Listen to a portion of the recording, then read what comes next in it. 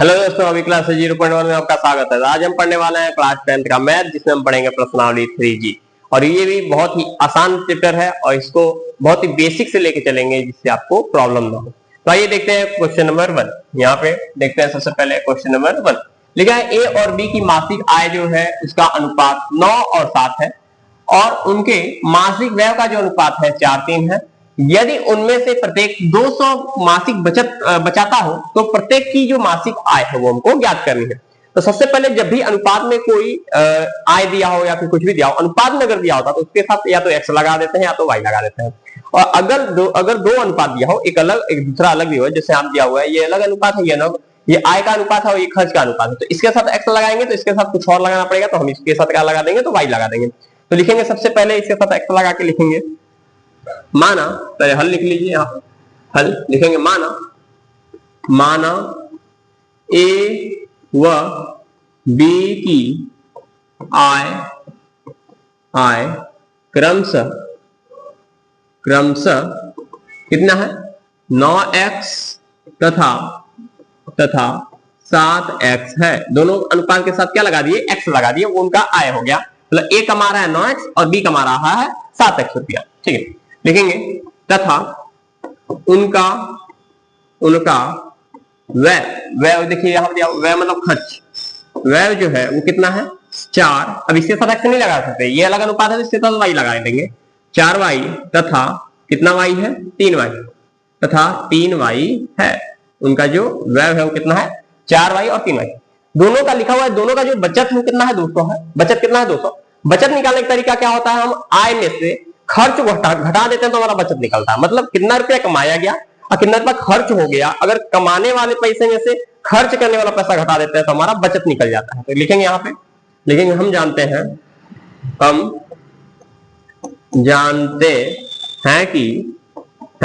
कि क्या जानते हैं, हम जानते हैं कि जो आय होता है, आय माइनस खर्च, आय माइनस क्या होता है खर्च क्या होता है बचत के बराबर होता है, बचत के बराबर होता है। लिखेंगे तब क्या हो जाएगा प्रश्नानुसार। देखिए आय कितना था 9x और माइनस खर्च कितना था इसका, x वाले का खर्च, सॉरी x वाला नहीं, a वाले का खर्च कितना था, a वाला कमा रहा था 9x और खर्च कर रहा था 4y। तो 9x में से 4y घटा देंगे, इसके आय में से इसके खर्च को घटा देंगे तो बचत आएगा। बचत कितना दिया हुआ था 200। समीकरण एक देखिए बहुत ही आसान समीकरण बना। अगर बी वाले का देखें कितना कमा रहा है 7x और खर्च कितना कर दिया 3y, तो अगर हम 7x में से 3y घटा दें तो इसका भी बचत कितना आ जाएगा 200। और बोला था कि दोनों का बचत 200 है, एक भी 200 बचा रहा है और बी भी कितना का बचा रहा है 200। तो a कमाया 9x, खर्चा किया 4y, बचा 200। तो 9x में से 4y को घटाएंगे, आय में से खर्च को घटाए तो बचत आता है। ऐसे ही बी का आय में से खर्च को घटाएंगे तो बचत आएगा। दोनों समीकरण हम लिखेंगे। अब दोनों समीकरण को हमको क्या कर लेना है, हल करके x का मान निकाल लेना है। ठीक है, तो हल करते हैं। देखिए यहाँ पे क्या करें, y वाले को बराबर बनाने की अगर कोशिश करते हैं तो ना तो 3 के पावर 4 आता है और ना 4 के पावर 3 आता है। जब भी ऐसा कंडीशन हो तो हम नीचे वाले जो y के साथ जो नंबर है उसका गुणा कर देंगे ऊपर वाले में, और ऊपर वाले में y के साथ जो नंबर उसका गुणा कर देते हैं नीचे वाले। इसका मतलब और उसका फिर घटा देंगे, क्योंकि सिंबल जो है क्या है सेम है। सिंबल सेम होता तो घटाते हैं, सिंबल अलग अलग होता तो जोड़ते हैं। तो सिंबल सेम क्या करेंगे घटाएंगे। लिखेंगे समीकरण, क्या लिखेंगे समीकरण एक में, समीकरण एक में किससे गुणा करें, यहाँ देखिए 3 से गुणा करते हैं इसमें तो 12 हो जाएगा, इसमें 4 से गुणा करेंगे तो 12 हो जाएगा। समीकरण एक में 3 से तथा 2 में 4 से गुणा करने पर, गुणा करके घटाने पर, एक लाइन और कम हो जाएगा, घटाने पर क्या मिलेगा हमको देखिए यहाँ पे, गुणा करके घटाने पर। समीकरण एक में किससे गुणा करना है 3 से, और समीकरण 2 में 4। तो एक में 3 से गुणा करना होती है 27x माइनस, यहाँ पे गुणा करेंगे तो किससे गुणा करेंगे 3 से, तो 3 चौके 12y बराबर 3 से गुणा करेंगे 3 दूना 600। और इसमें अगर गुणा करते हैं हम किससे गुणा करेंगे 4 से, 4 सत्ते 28x माइनस 4 तिहाई 12y बराबर 4 दूना 800 हो जाएगा। ठीक है, ये हो गया यहाँ पे। अब इसका फिर घटाने के लिए यहाँ लिखा था, क्या करेंगे गुणा करके घटाने पर, घटाएंगे क्या हो जाएगा, देखिए सिंबल चेंज हो जाता है, यहाँ प्लस है तो माइनस, माइनस तो प्लस, प्लस है तो माइनस। घटाएंगे देखिए 27x में से 28x घटे जाएगा क्योंकि माइनस लगा हुआ है तो कितना बचेगा -x, यहाँ देखिए दोनों सेम सेम है लेकिन सिंबल क्या अलग अलग है, तो क्या हो जाएगा, कैंसिल हो जाएगा। यहाँ देखिए इसमें इसको बढ़ाएंगे तो माइनस वाला ज्यादा है तो माइनस 200 बच जाएगा। देखिए 600 में से माइनस 800 है तो कितना माइनस 200 बच जाएगा क्योंकि माइनस वाला ज्यादा है। तो माइनस माइनस कैंसिल हो जाएगा तो एक्स की वैल्यू कितनी आ गई, तो 200 आ गई, मतलब एक्स का मान कितना आ गया, 200 आ गया। अब हमको क्या निकालना था, दोनों का आय निकालना था। तो पहले की आय कितनी थी 9x, देखिए यहाँ पे पहले की आय कितनी थी, यहाँ पे दोनों का आय निकाल, देखिए प्रत्येक का मासिक आय ज्ञात है। तो पहले के आय, ए की आय 9x और बी की आय कितनी थी 7x। लिखेंगे ए की आय, क्या लिखेंगे, ए की आय कितनी थी 9x थी, तो लिखेंगे 9 और गुणे x का मान कितना है 200, लिख देंगे 200 और गुणा कर देंगे 9 दूना 1800 आ गया एक का आय।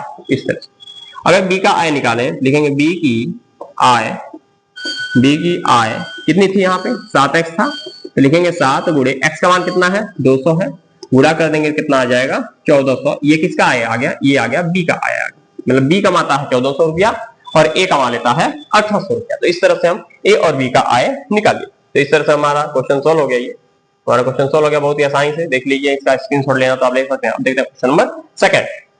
यहाँ देखिए जो क्वेश्चन नंबर सेकंड में लिखा हुआ है कि दो अंकों की संख्या के अंकों का योग 9, अंकों का योग कितना है 9। लिखेंगे माना, लिखेंगे हल और लिखेंगे इसमें माना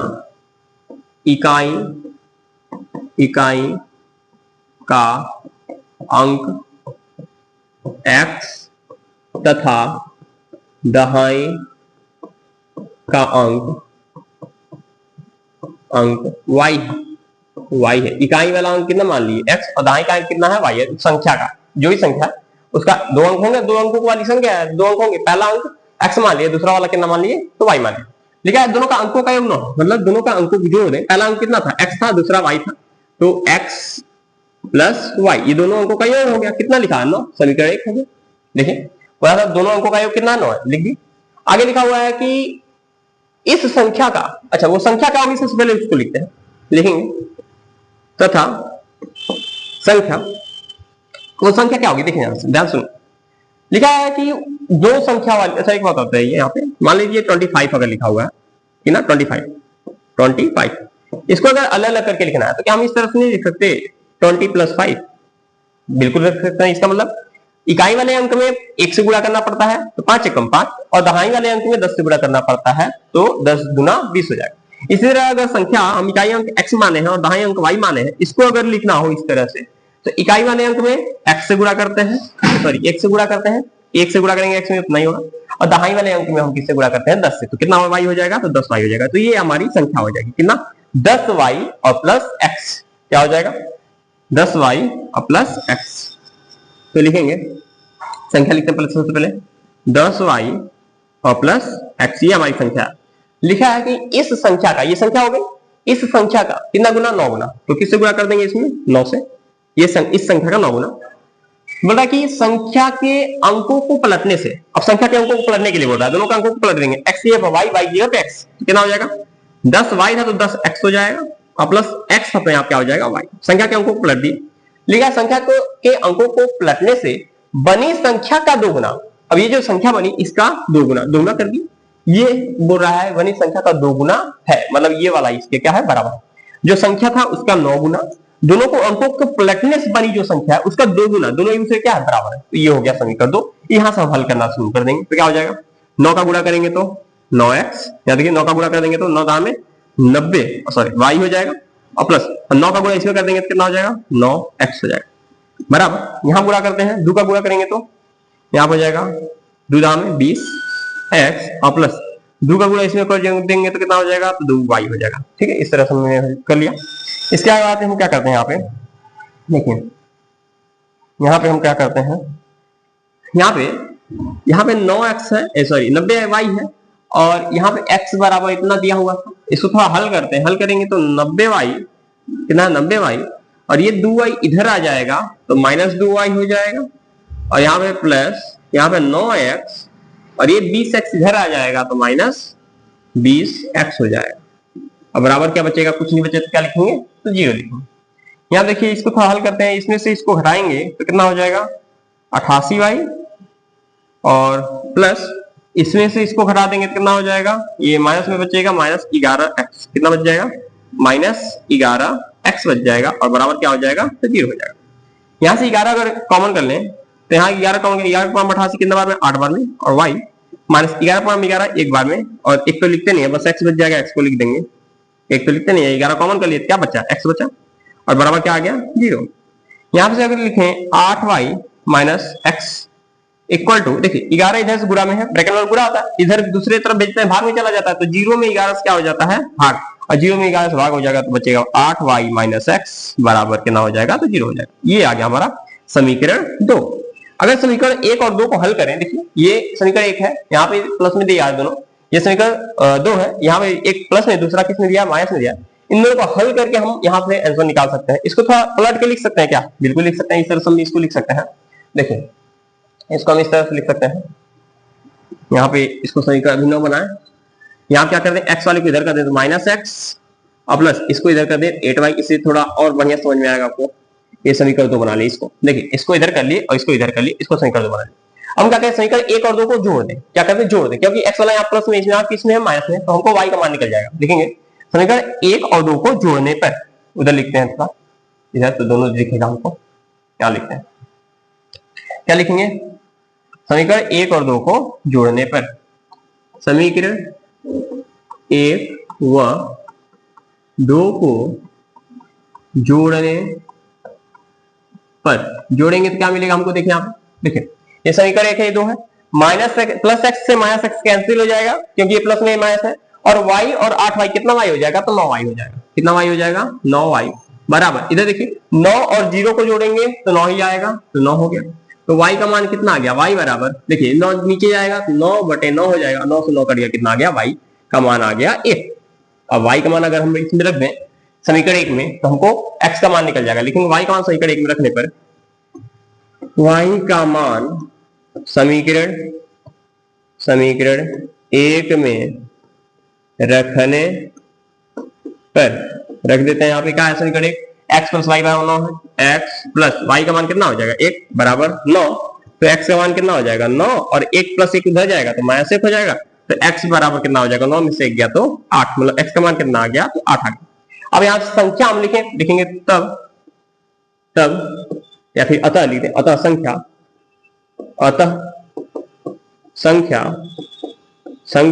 कितनी थी, संख्या थी हमारी जो आया था, देखिए यहाँ पे संख्या तो यही था, 10y + x, क्या था, दहाई वाला अंक 10y और प्लस इकाई वाला अंक x था, यही हम माने थे, तो क्या हो जाएगा, 10 का 10 हो जाएगा, और y का मान कितना हो जाएगा, y का मान देखिए यहाँ पे, y का मान कितना है 1, तो गुणे 1, और प्लस इकाई वाला अंक कितना था, देखिए दहाई का अंक में 10 से गुणा, और इकाई के अंक में 1 से गुणा, तो इकाई वाला अंक कितना आ गया, 8 आ गया, तो 8 हल करेंगे, 10 एकम 10 प्लस 8 एकम 8, कितना हो जाएगा, 10 और 8 18, इसका मतलब संख्या कितनी है, 18, क्या हो जाएगा 18। इस तरह से हमारा ये सॉल्व हो गया क्वेश्चन नंबर 2, बहुत ही आसानी से। इसके बाद के क्वेश्चन तो एकदम आसान है, ये थोड़ा सा मुश्किल क्वेश्चन था, लेकिन आसान था, बढ़िया क्वेश्चन।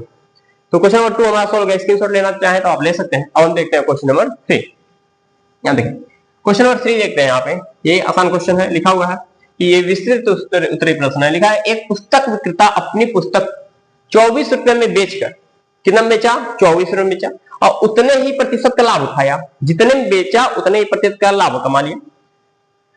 बोल रहा कि उतने प्रतिशत का लाभ उठाया जितने रुपए में उसने पुस्तक को खरीदा था, ठीक है। देखिए क्या लिखा है, एक पुस्तक विक्रेता अपनी पुस्तक 24 में बेचकर उतने ही प्रतिशत का लाभ उठाया जितने रुपए में उसने पुस्तक को खरीदा था, तो पुस्तक का क्रय मूल्य ज्ञात कीजिए। तो हम मान लेते हैं क्रय मूल्य अगर x था, x रुपए हम खरीद के लाया था, तो कितने रुपए तो कितने रुपए में बेचा होगा, तो उतने ही प्रतिशत बढ़ाकर क्या कर दिया, बेच दिया, उतने ही प्रतिशत का लाभ कमाया।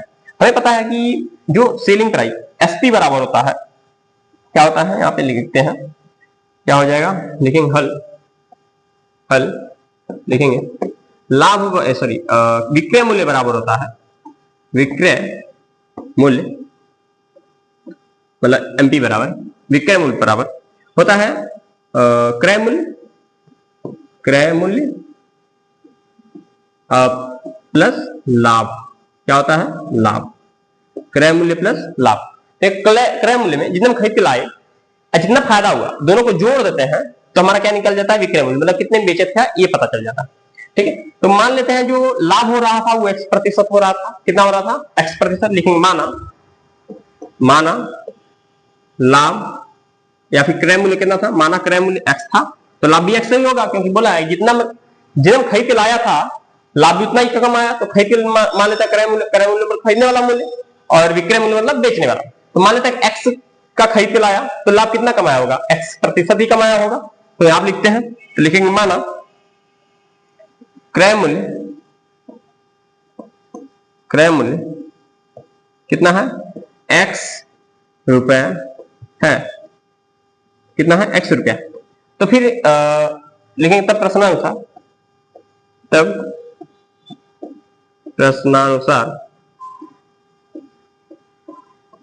क्या मिलेगा हमको, तब प्रश्नानुसार बोला था जितने रुपया का खरीदा तो हम कितना का मान लिए, x का खरीदा, बोला लाभ भी उतने का ही मतलब कमाया, उतना ही प्रतिशत का लाभ कमाया। तो क्या हो जाएगा, x% का लाभ कमाएगा, क्योंकि x में खरीदा है, जितने का खरीदा उतने का ही लाभ कमाया। देखते हैं यहाँ पे विक्रय मूल्य कितना है, देखिए विक्रय मूल्य कितने में बेचा गया था, 24 में। लिखेंगे 24 बराबर, देखिए क्रय मूल्य हम कितना माने, क्रय मूल्य कितने का खरीदा, x रुपया का, तो क्रय मूल्य कितना हो जाएगा x, और प्लस लाभ कितना कमाया। तो बोल रहा था कि पहले तो लाभ निकलता किस पे, क्रय मूल्य पे कि विक्रय मूल्य पे। तो लाभ बराबर होता है, यहाँ फॉर्मूला लिख देते हैं, लाभ बराबर होता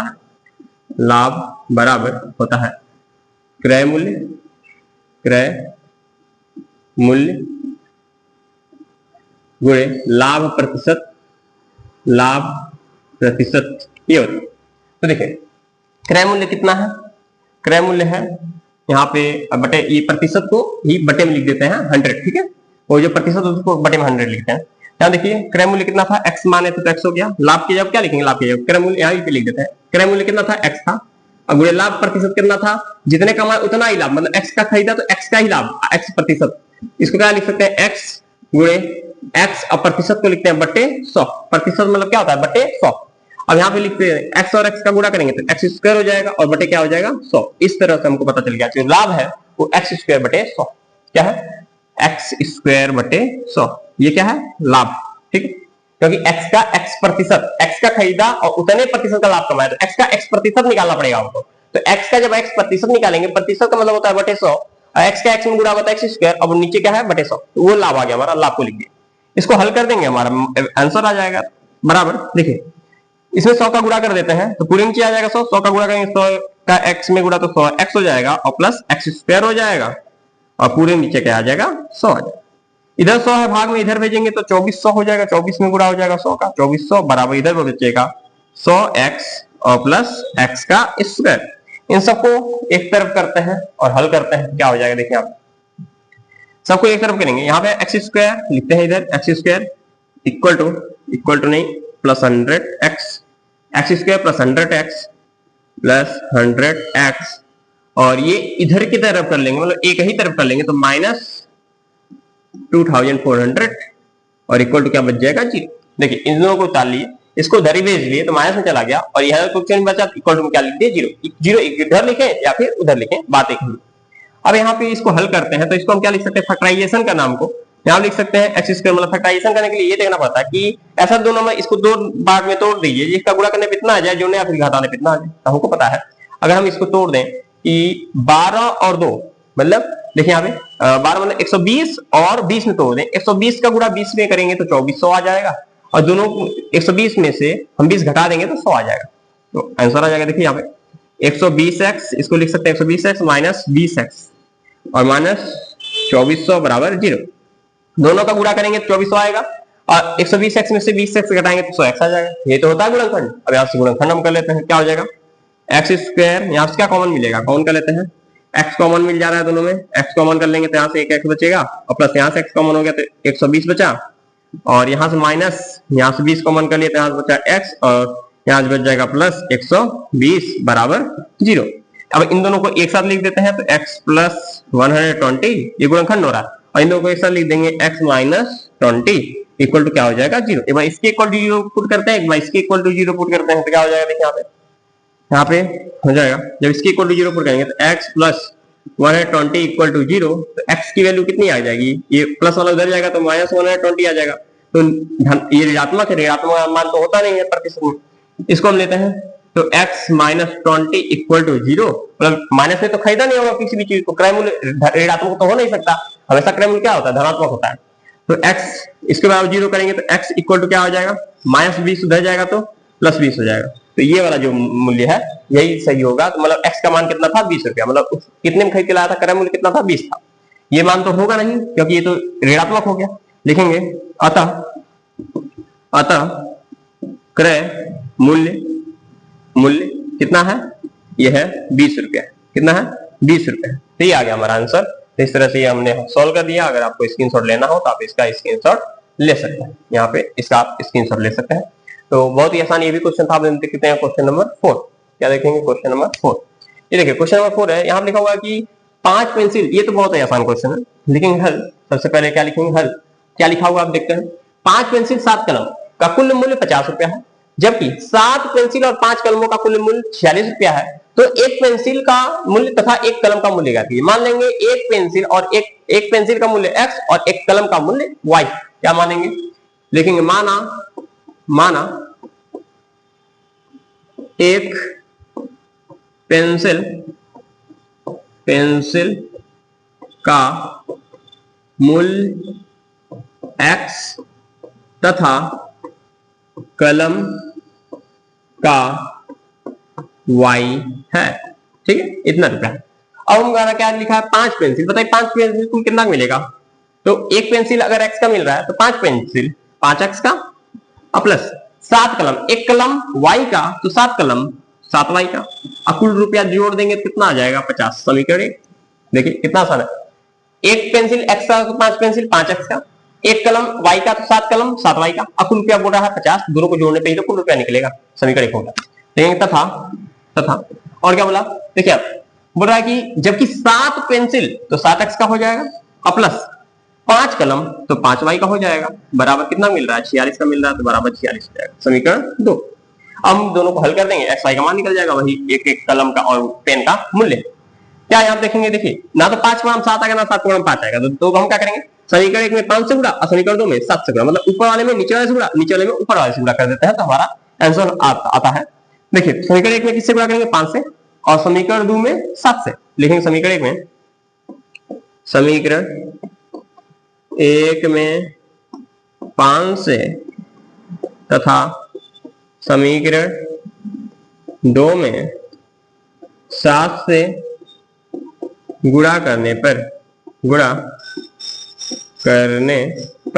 क्या मिलेगा, देखिए यहाँ पे समीकरण 1 में 5 से, तो 5 पच्चे 25x, गुणा करके घटाने पर लिख देते हैं तो जल्दी आंसर आ जाएगा। गुणा करके एक लाइन कम हो जाएगा ना हमारा, गुणा करके घटाने पर, ठीक है। गुणा करके डायरेक्ट हम क्या कर देंगे, घटा दो, क्या हो जाएगा यहाँ पे देखिए, गुणा करेंगे 5 से 5 पच्चे 25x और प्लस 7 पच्चे 35y और बराबर 5 पच्चे 25 और यहाँ पे 0, और यहाँ पे इसको गुणा कर देंगे 7 से, तो 7 सत्ते 49x और प्लस 7 पच्चे 35y और बराबर 7 छक्के 42 का 2 हासिल 4 और 7 चौके 28 और 4 32। कितना हो जाएगा, 32। अब घटा लेते हैं इसको, लिखे थे गुणा करने के घटाने पर, घटाते हैं कितना आएगा, देखिए यहाँ जब घटाएंगे तो 25 में से 49x घटाना है, तो 9 में से 5 गया 4 और यहाँ 4 में से 2 गया तो 2, ये माइनस में आएगा क्योंकि ऊपर में से नीचे वाले घटा रहे हैं इतना x, और ये सेम समय तो क्या हो जाएगा, कट जाएगा। और इसमें से इसको घटाएंगे हम, क्या करेंगे, तो क्या करते हैं, 2 में से 0 गया तो 2 और यहाँ हो जाएगा 12 में से 5 गया तो 7 और ये भी माइनस में आएगा, ठीक है। तो 24 -24x बराबर आ गया -72। तो x बराबर क्या मिलेगा, देखिए x बराबर हमको मिल जाएगा -72 और ये 24 कहाँ चला जाएगा, -24 नीचे। ये कितने बार में जाएगा, 3 बार में कट जाएगा, तो x का मान क्या आएगा, माइनस कट गया, माइनस कट गया, x बराबर कितना आ गया, 3 आ गया। कितना आ गया, 3, मतलब एक पेंसिल का मूल्य कितना था, 3 था। और x का मान जो रख दें समीकरण 1 में, लिखेंगे x, क्या लिखेंगे, x का मान समीकरण 1 में रखने पर क्या मिल जाएगा हमको, देखिए यहाँ पे समीकरण क्या था, समीकरण 1 था 5x + 7y = 50, 5x + 7y = 50। 5x plus 7y बराबर 50। देखिए 5 और x का मान कितना रख देंगे 3 प्लस 7y बराबर 50। यहां से हल करते हैं 5 3 15 प्लस 7y बराबर 50। यहां से क्या हो जाएगा 7y बराबर 50 और यहां से 15 उधर जाएगा तो -15 हो जाएगा। यहां से हमको क्या मिल जाएगा देखिए घटाएंगे तो आएगा 35, 50 में 15 गया तो यहाँ पे 7y बराबर 50 में 15 गया तो 35 और यहाँ से तो y बराबर यहाँ हो जाएगा 35 और ये 7 गुणा में चला जाता भाग में कट गया कितना बार में 5। तो y का मान कितना आ गया 5। मतलब एक जो कलम का मूल्य था x का मान कितना आया था, x का मान जो आया था वो x मान जो आया था 3 आया था, y का मान जो आया था 5। तो एक कलम का मूल्य लिखेंगे अतः क्या लिखेंगे यहाँ पे अतः एक पेंसिल का मूल्य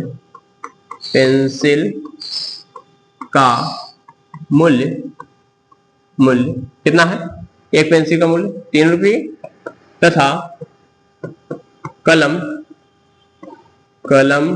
का मूल्य कितना है 5 रुपए है। ठीक है, ये हमारा निकल गया। x का मान 3 आया था, x क्या था पेंसिल का मूल्य और y का मान आ गया 5, मतलब y क्या है कलम का मूल्य। तो इस तरह से हमारा ये सॉल्व हो गया क्वेश्चन। ये आप स्क्रीनशॉट लेना चाहते हैं इसका ले सकते हैं और फिर देखते हैं नेक्स्ट क्वेश्चन। ये हमारा क्वेश्चन सॉल्व हो गया। हम देखते हैं क्वेश्चन नंबर 5।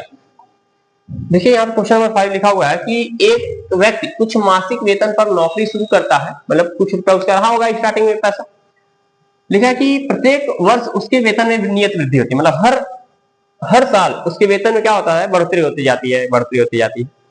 लिखा है कि नियत वेतन मतलब वृद्धि हो रही है इसका मतलब अगर 100 रुपया बढ़ा तो इस साल भी 100 रुपया बढ़ेगा, अगले साल भी 100 रुपया बढ़ेगा, उसके अगले साल भी 100 रुपया, मतलब 100 रुपया ही बढ़ता जाएगा। ठीक है, लिखा है कि यदि 4 वर्ष बाद उसका वेतन इतना हो और 15 वर्ष बाद उसका वेतन इतना हो तो प्रारंभ में उसका वेतन कितना था और वार्षिक वृद्धि कितनी। हमको बताना है कि स्टार्टिंग में उसका वेतन कितना रहा होगा, उसकी सैलरी शुरू में कितना रहा होगा और कितना कितना हर साल बढ़ता चला जा रहा था। दोनों निकालेंगे, लिखेंगे माना क्या लिखेंगे हल, सबसे पहले हल और लिखेंगे माना व्यक्ति की मासिक वेतन x तथा वार्षिक वृद्धि जो वर्ष में बढ़ता चला जाता, वार्षिक वृद्धि y है। हमारे लिए जो उसका मासिक वेतन था वो x है और उसकी जो वार्षिक वृद्धि थी वो कितनी है y, वार्षिक वृद्धि जो है y। तब क्या लिखेंगे, तब क्या लिखा है 4 वर्ष बाद लिखेंगे, 4 वर्ष बाद समीकरण प्रश्नानुसार लिखते हैं, प्रश्नानुसार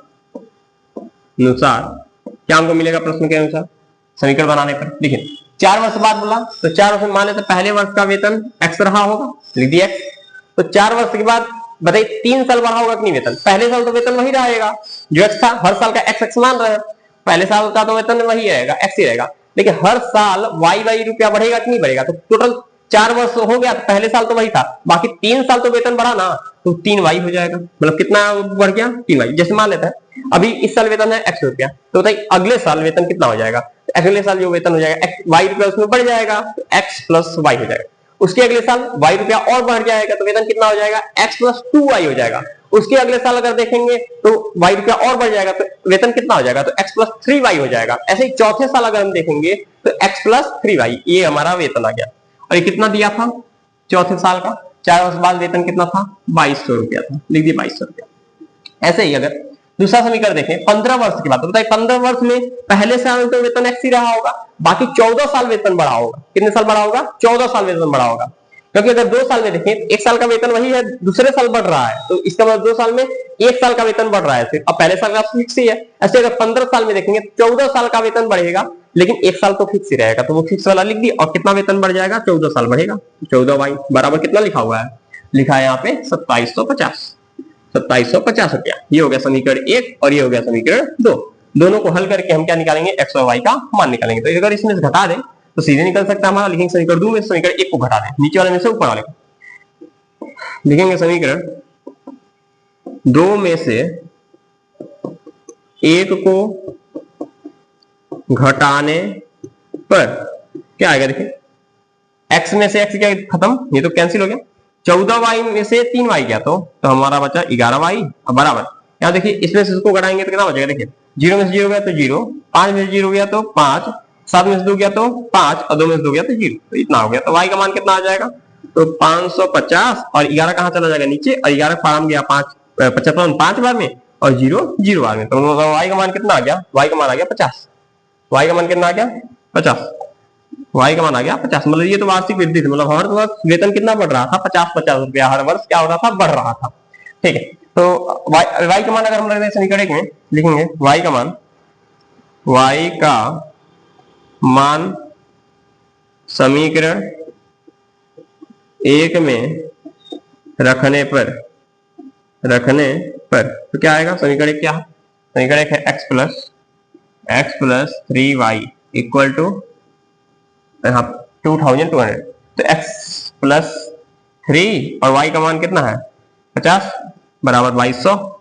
यहां से हम किसका मान निकाल लेंगे, यहां से निकालेंगे x का मान, और x क्या है, उसका वेतन था शुरू में जो था। देखिए क्या हो जाएगा, x प्लस इसका गुणा कर देंगे तो 150 बराबर यहाँ पे हो गया 2200। x का अगर मान निकालेंगे x बराबर हो जाएगा 2200, सॉरी यहाँ क्या हो जाएगा 2200, और यहाँ हो जाएगा ये प्लस उधर जाएगा तो क्या हो जाएगा -150। क्या हो जाएगा x बराबर, इसको घटा देंगे तो 0 में से 0 गया 0, यहाँ 10 में से 5 गया तो 5, ये 1 हो गया, 1 में से 1 गया तो 0 और ये हो गया 2। ठीक, तो कितना हो गया, x का मान 2050, मतलब उसका जो मासिक वेतन था। अतः लिखेंगे, अतः क्या लिखेंगे, अतः व्यक्ति का मासिक वेतन शुरू में कितनी थी, 2050 रुपया तथा वृद्धि, क्या लिखेंगे, तथा वृद्धि जो हो रही थी वो कितनी हो रही थी, 50 रुपया है। बस ये हमारा आंसर हो गया। तो इस तरह हमने इसको भी सॉल्व कर लिया, क्वेश्चन नंबर 5। अगर इसका भी स्क्रीनशॉट लेना हो तो आप ले सकते हैं। तो इसके आगे का जो क्वेश्चन है वो हम देखेंगे नेक्स्ट वीडियो में। अगर आपको वीडियो पसंद आया हो तो वीडियो को लाइक कीजिएगा, चैनल को सब्सक्राइब कीजिएगा और ज्यादा से ज्यादा शेयर कीजिएगा। धन्यवाद।